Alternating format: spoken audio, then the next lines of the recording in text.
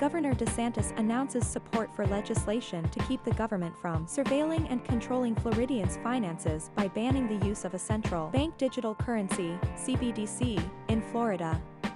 And my question is, are you interested in giving these economic central planners more power over our economy, more power over your daily life and your economic activity? And I answer that question, H-E double hockey sticks, no, we cannot have that happening. And so that's why we're here today, because we've seen a lot of mismanagement from the economic central planners. It's just by nature.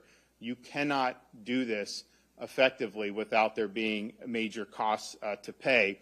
And so some want to increase power to these organizations such as the Federal Reserve. And so last year, President Biden issued an executive order to explore the creation of a U.S. central bank digital currency, effectively converting the dollar into a centralized digital currency. And this is different than things like cryptocurrency, Bitcoin. A centralized digital currency is directly controlled and issued by the government to consumers. And it provides the government with a direct view of all consumer activities. And so this is something that is being proposed as somehow being environmentally sustainable, a way to increase access to consumers who lack the means to join a traditional bank.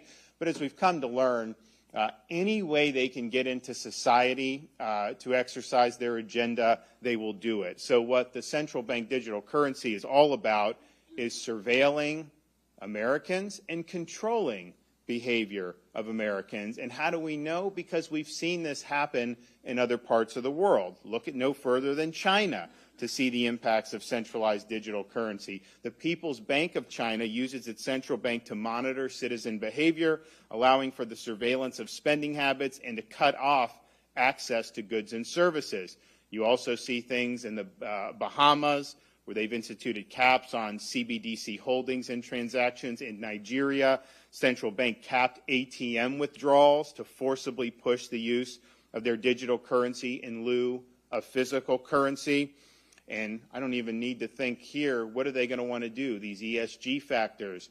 You go and buy gasoline. If you bought too much gasoline, they just won't allow you to use this to make a transaction.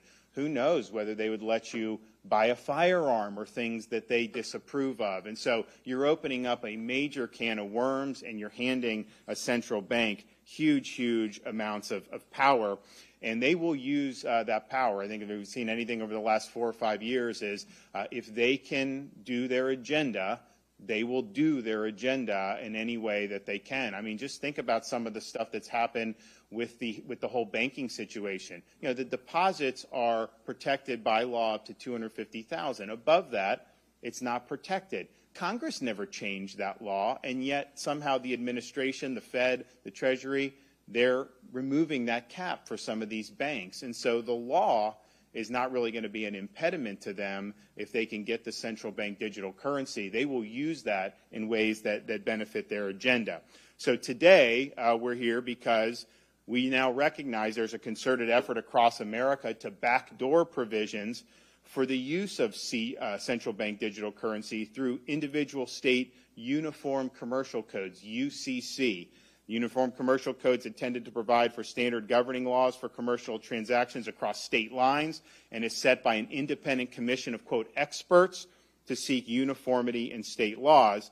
Now, while legislation to apply recent recommended changes to the UCC has been introduced in about 20 states, no bill has been introduced in the Florida legislature, and if they were to pass a bill, I would veto that bill.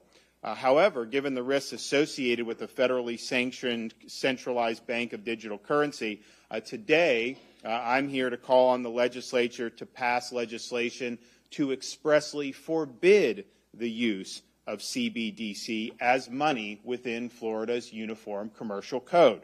This will ensure that Florida continues to be a state that supports innovation in the financial sector through the market while protecting against government surveillance over your personal finances. But our legislation shouldn't stop there.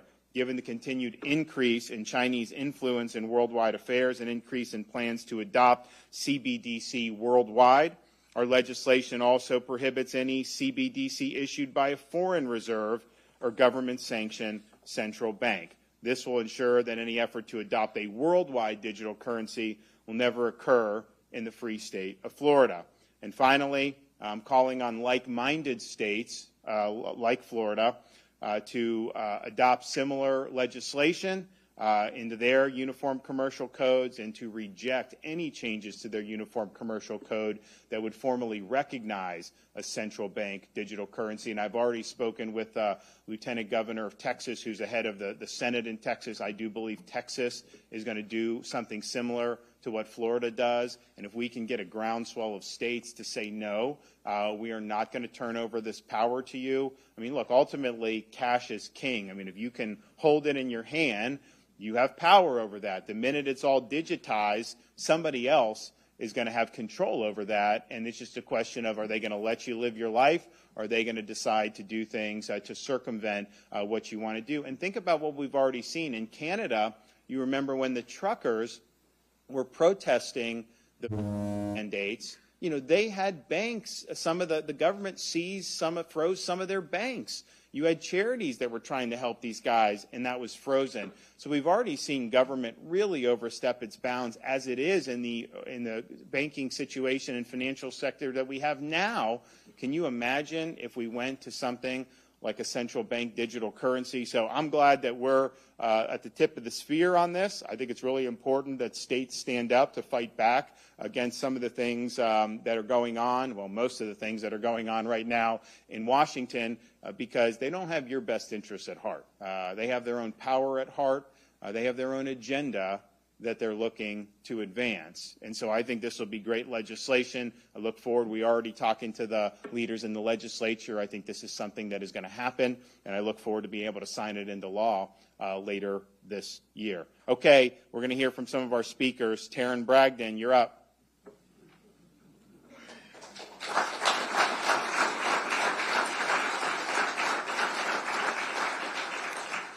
Thank you, Governor DeSantis, for your leadership and the continued pushback against an overreaching federal government. You know, our money says, "In God we trust," but the central bank digital currency would change that to "In government we trust." It's wrong. And as the governor talked about, it will give the Federal Reserve unprecedented power over how we spend our money. And I do think if you look at how other things are going on by using the economy to advance a political agenda, we have this idea of ESG, environment, social governance, which is basically just a veneer for people to use banks, financial institutions, the economy, to advance an ideological agenda. And it's an agenda that is trying to impose really leftism on the country. They've gone after gun owners, dealers.